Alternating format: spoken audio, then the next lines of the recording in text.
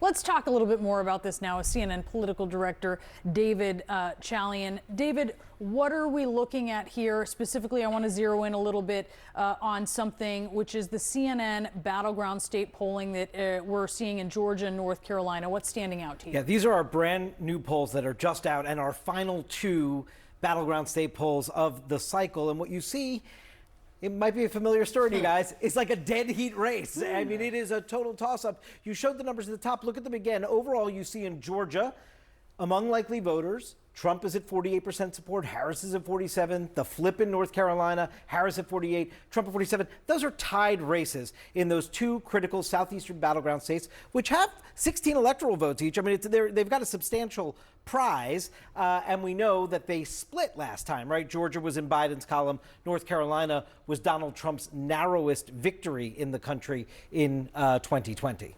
Compared to Joe Biden, how is Harris faring in polling at this point? So if you look at some of the key constituency groups, we'll put these up, that you see in our polls, you see that among certain sectors of the electorate, here you could see among independent voters, okay, independent voters, likely voters in North Carolina, you see that Harris is 4 percentage points ahead of Trump in our poll. A poll is different than exit polls, but when you compare that to what Biden did 4 years ago, according to the exit polls, it looks about the same. Now, again, Biden lost North Carolina, so she'd probably like to be doing better with independents. But look at black voters, guys. Harris, in our current poll among likely African-American voters in North Carolina, is 59 points ahead of Trump. Obviously, a big category for her and important. But Biden 4 years ago had an 85-point advantage among African-American voters in North Carolina. You see in Georgia a similar situation, perhaps not as dramatic there among black voters. If you look at that middle line, Harris in Georgia has a 71 percentage point lead in our poll over Trump.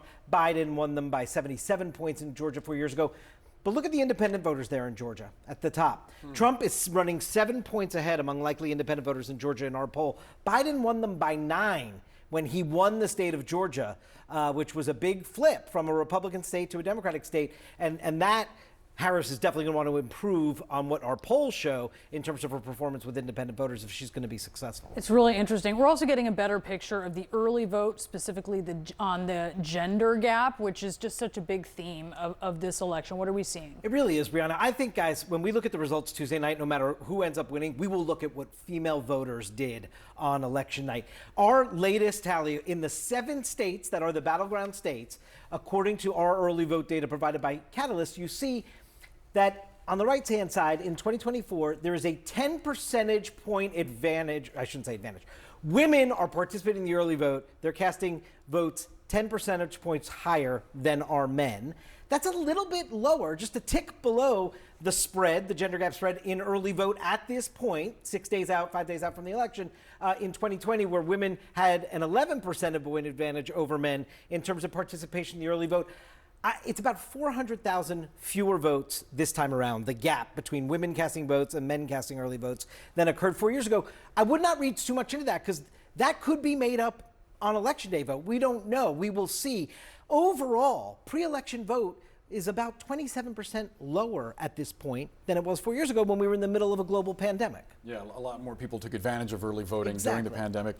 David, I have to ask you about New Mexico, and there are two things that I think are interesting. One is the wisdom of going to what has been a reliably blue state, but also the way that Donald Trump is talking about it. And I believe we have a soundbite of him in Albuquerque today talking about how he believes that he didn't lose New Mexico both times, despite reality stating the opposite. Let's listen. You know, we almost won it twice. And let me tell you, I believe we won it twice. Okay, you want to know the truth. And if you can watch your vote counter, if we could bring God down from heaven, he could be the vote counter, we would win this, we'd win California, we'd win a lot of states. A lot of states that they say, oh, a Republican can't win that state. They say a Republican can't win. Well, you know what? We're going to win it. We got to win it. You just got to keep the votes honest. Peddling election lies. Just a point of fact, he lost in New Mexico by more than 8 points in 2016. That margin expanded, lost by more than 10 points in 2020. And he knows that, and he doesn't think he won New Mexico. But I'm very confused about God's role he thinks in this. Does he think that if God were a vote counter, he would be an unfair, or he or she or whatever, God would be an unfair vote counter? Because that is what Donald Trump just suggested, that if God came down and counted the votes, God would just count the votes for Donald Trump in places that he lost. That makes no sense. I don't quite understand what the point he's trying to make there. There is an appeal, though, in his audience, this group that feels this enormous resentment towards the elites and whatnot. So that is a motivation, this idea that they're going to get revenge. So it is somehow permeating the space, even in a state like New Mexico? Yeah, but it's permeating a space full of disinformation and lies, which has real-world ramifications that we've seen. And he is just doing this again. He's preparing his followers, his supporters, to be unjustifiably outraged if the election doesn't turn out their way in a free and fair manner. And that is a dangerous game to play. David Chalian, always great to get your perspective. Thanks for joining us.